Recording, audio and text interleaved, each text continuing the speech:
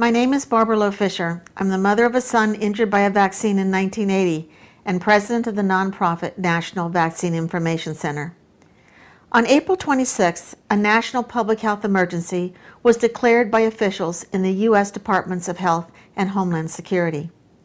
We were told it was necessary for them to declare a national emergency because people were getting sick from a new swine flu virus that began in Mexico and might cause a deadly influenza pandemic.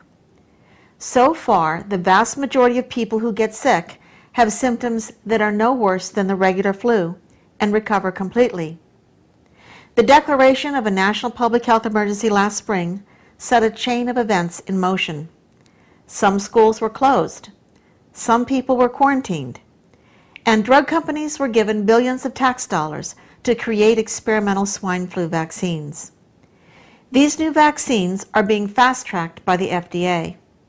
We're being told they will only be tested for a few weeks on a few hundred children and adults before being given to children in schools in October.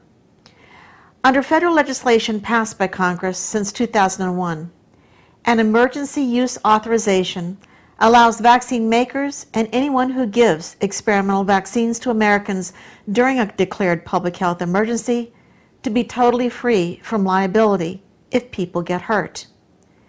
The National Vaccine Information Center has been a vaccine safety watchdog since 1982, and we are questioning the need to turn schools into medical clinics this fall, where swine flu vaccines being rushed to market will be given to children first.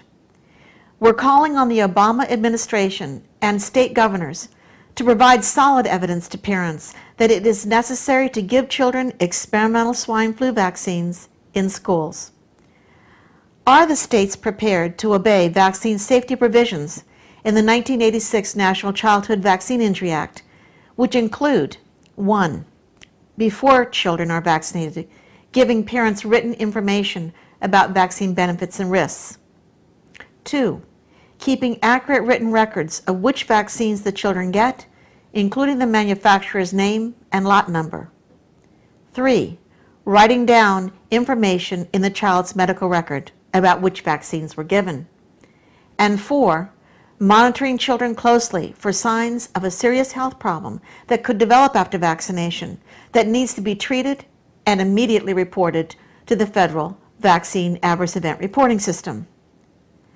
Are the states prepared to provide financial compensation to children harmed by swine flu vaccines given in schools? And are parents going to be given complete, truthful information about swine flu vaccine risks and the right to say yes or no before their children are lined up and vaccinated in the school setting? Vaccines are pharmaceutical products that carry a risk of injury or death, and those risks are greater for some than others. 1 in 6 child in America is learning disabled. 1 in 9 has asthma. 1 in 150 develops autism. 1 in 450 has diabetes, and millions more suffer with allergies and autoimmune disorders. Will the swine flu vaccine be safe for them?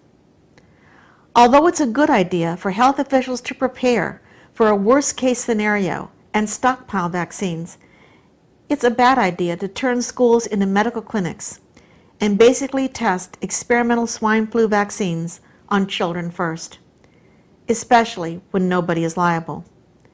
That has the potential to hurt children instead of keeping them well. This October 2 through 4 in Washington, D.C., parents concerned about the lack of vaccine safety and informed consent protections will gather with scientists, doctors, bioethicists, and legal experts at the 4th International Public Conference on Vaccination to talk about the science, policy, law, and ethics of vaccination, including the swine flu vaccine. Go to www.nvic.org for more information about vaccines, swine flu, public health laws, and how to make well-informed choices during a declared national public health emergency. Thank you.